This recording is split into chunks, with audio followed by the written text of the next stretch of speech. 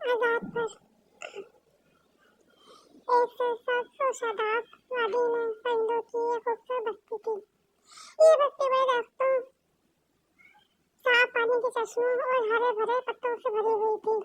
यहाँ किस्म के परिंदे रहते थे, तोते, फाख्ताएं, मैना, बुलबुल और एक नन्हा सा परिंदा जिसका नाम था गुलजार। गुलजार बहुत खुश मिजाज, हंसमुख और ख्वाब देखने वाला नन्हा सा परिंदा था। उसके परों में चमक थी, दिल में उड़ने की लगन और आंखों में एक ही ख्वाब, आजाद फिजा में ऊंचा उड़ना।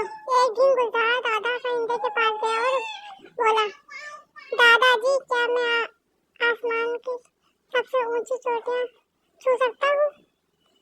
दादा परिंदा हंसकर बोला, बेटा, जिसके पर आजाद हो उसके ख्वाब भी आजाद होते हैं, लेकिन याद रखो, पर सिर्फ उड़ने के लिए नहीं, बल्कि सही वक्त पर सही समत में उड़ने के लिए होते हैं। गुलजार ने सर हिलाया, लेकिन वो अब भी सोचों में गुम था। वो जानता था कि उसकी बस्ती के इर्द-गिर्द खतरनाक इलाके भी हैं, खास तौर पर पहाड़ी दर्रे में काला उकाब रहता है जो छोटे परिंदों को कैद करके रखता है। एक दिन गुलजार ख्वाबों में उड़ता उड़ता बस्ती से बहुत दूर निकल गया। अचानक बादल छा गए और वो रास्ता भूल गया। उसे एक तेज झटका लगा और वो जमीन पर आ गिरा। जब आँख खुली तो वो एक पिंजरे में कैद था। सामने काला उकाब खड़ा हंसी उड़ा रहा था। अब तू कैदी है, तू भी वही देखेगा जो मैं चाहूंगा, उड़ेगा नहीं, बस पिंजरे में रहेगा। गुलजार का दिल टूट गया। वो रोज पिंजरे से आसमान को देखता और सोचता, आजादी कितनी अजीम नेमत है जिसे मैंने कभी मुकम्मल तौर पर समझा ही नहीं। इसी पिंजरे के करीब एक और छोटा परिंदा चीकू भी कैद था।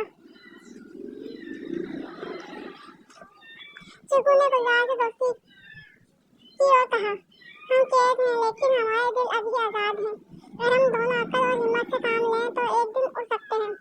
चंद दिन बाद जब काला उकाब पिंजरे की सफाई कर रहा था, गुलजार और चीकू ने मिलकर एक लकड़ी से पिंजरे का दरवाजा ढीला कर दिया। जैसे ही मौका मिला दोनों उड़ गए। वो दिन था और आज का दिन। गुलजार ने सीखा कि आजादी की हिफाजत करना और उसकी कदर जानना हर जानदार का फर्ज है। जब गुलजार अपनी बस्ती वापस आया तो सारे परिंदे खुशी से चहचहा उठे। दादा परिंदा मुस्कुराकर बोला, अब तू जान गया है ना कि सिर्फ उड़ना काफी नहीं, बल्कि आजाद होना और आजाद रहना सबसे बड़ी नेमत है। गुलजार ने सब बच्चों को बुलाया और उन्हें बताया, आजादी खुदा की तरफ से अनमोल तोहफा है। इसकी कदर तब आती है जब हम कैद न होते हैं। हमें अपने मुल्क, माहौल और हक को संभाल कर रखना चाहिए। सबक, आजादी सिर्फ उड़ने का नाम नहीं, बल्कि सोचने, सीखने और जीने के हक का नाम है। कैद चाहे जिस्म की हो या सोच की, दोनों खतरनाक है। एक अच्छा शहरी वही है जो आजादी की कदर करे और दूसरों की आजादी का भी एहतराम करे।